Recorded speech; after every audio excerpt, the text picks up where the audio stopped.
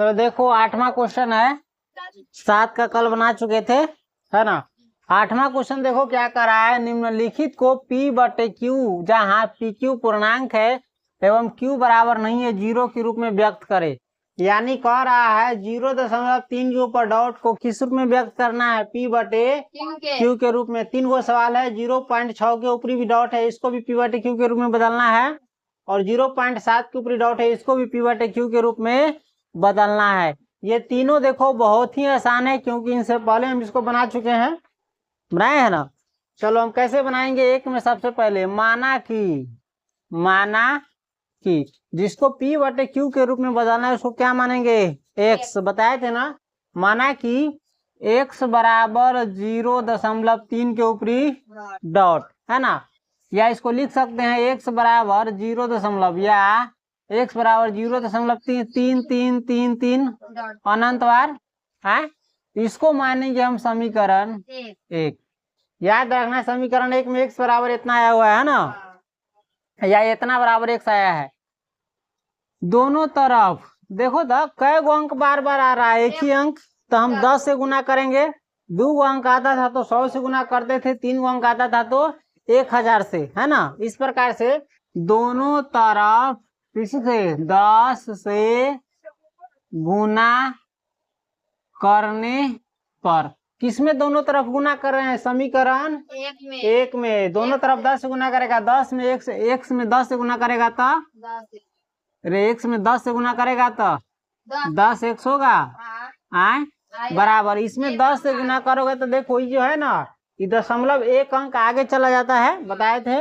ये दशमलव है 3 के बाद चला जाएगा तो ये 3 हो जाएगा, 0.333 डॉट डॉट डॉट। ये 3 को 3 नहीं है, अनंत है, तो ये वो घटा लिए, तो फिर भी हम क्या करते हैं, बढ़ा देते हैं। और शुरू के 0 का कोई वैल्यू नहीं है ना। ऐसा जानता है ना 0.33 पढ़ा है ना, इसके शुरू का 0 का कोई वैल्यू नहीं है, इसको 0 को मिटा भी दोगे तो ये देख रहा है 1 अंक आगे जाएगा तो ना हो जाता है 3.333 है।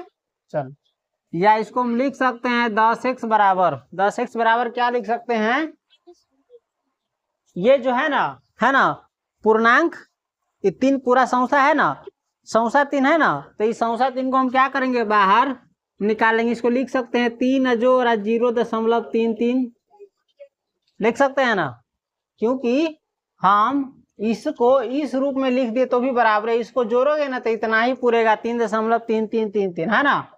या 10x, इसको हम इधर ले आएंगे, 3 को इधर लाएंगे तो -3 हो जाएगा, बराबर उधर बचेगा सिर्फ 0.33, इतना समझ गया। या 10x -3 बराबर, देखो तो 0.33 को हमने x माना है या x आया है, तो हम x लिख देंगे इसके जगह पर। ये कहाँ से x आया है, ये x में कहाँ से आया है, समीकरण 1 से, तो हम इसको लिख देंगे समीकरण 1 से, समझ गया। या देखो तो 10x, अगर हम x को इधर ले आते हैं, x वाला को एक तरफ है, बाकी को एक तरफ, तो ये -x हो जाएगा, और इस माइनस तो उनको उधर भेजेंगे तो हो जाएगा सीधे 3 प्लस हो जाता है।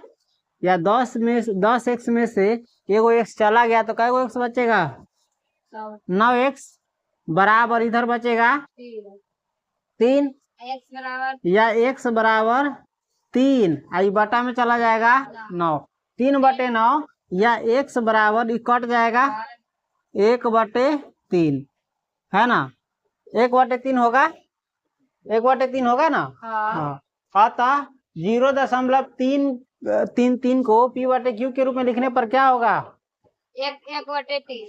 अतः लिख देंगे हम, अतः 0.3 के ऊपरी डॉट का P बटे Q में क्या होगा, P बटे Q के रूप में कितना होगा, 0.3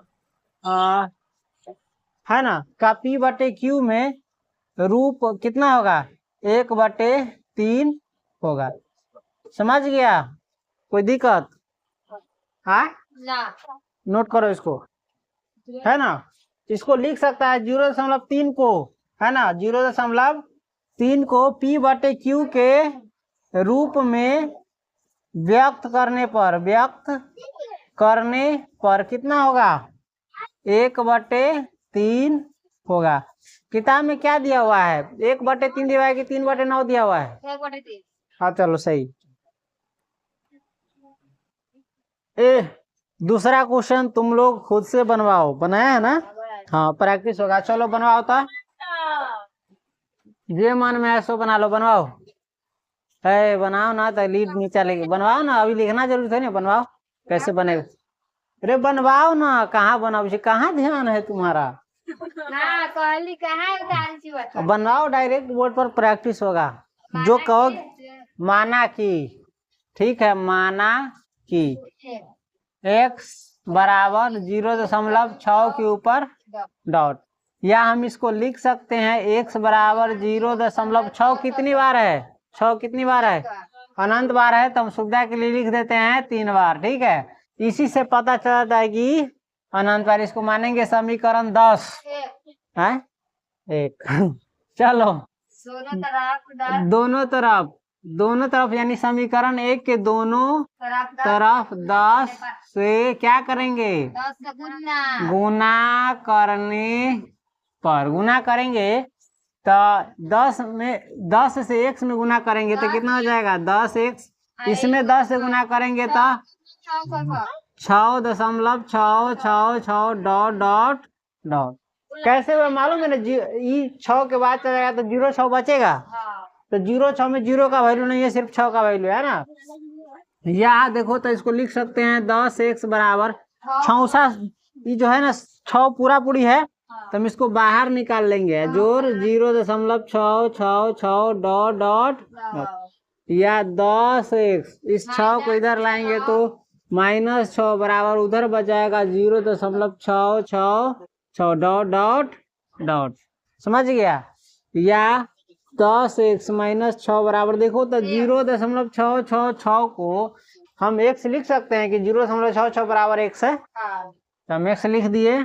कहाँ से x आया है? ये समीकरण 1 से। या 10x, इस x वाला को एक तरफ कर देते हैं, बाकी को एक तरफ कर देते हैं। इस x को इधर लाएंगे तो -x, उधर हो जाएगा 6।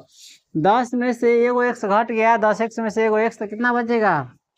9x बराबर 6, या x बराबर 6/9 कटेगा, 3 दूनी 6, 3 तिहाई 9, या x बराबर 2/3।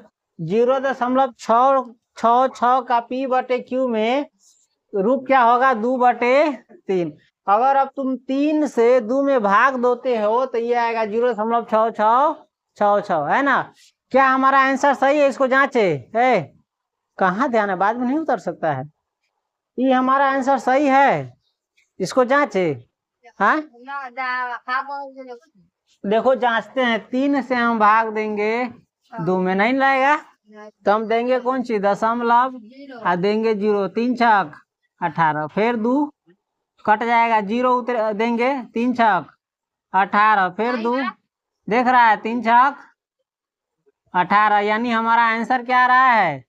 सही आ रहा है ना। इसमें अपना में से 0 लगा सकते हैं, 666 यानी 0.6 के ऊपरी डॉट। हमारा आंसर क्या है?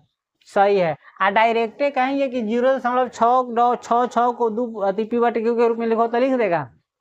नहीं लिखेगा, नहीं लिखा सकता है, बनाएगा तब मालूम चलेगा। अतः 0.6 को p/q के रूप में व्यक्त करने पर क्या होगा? 2/3 होगा। समझ गया? हाँ चलो इसको नोट करो।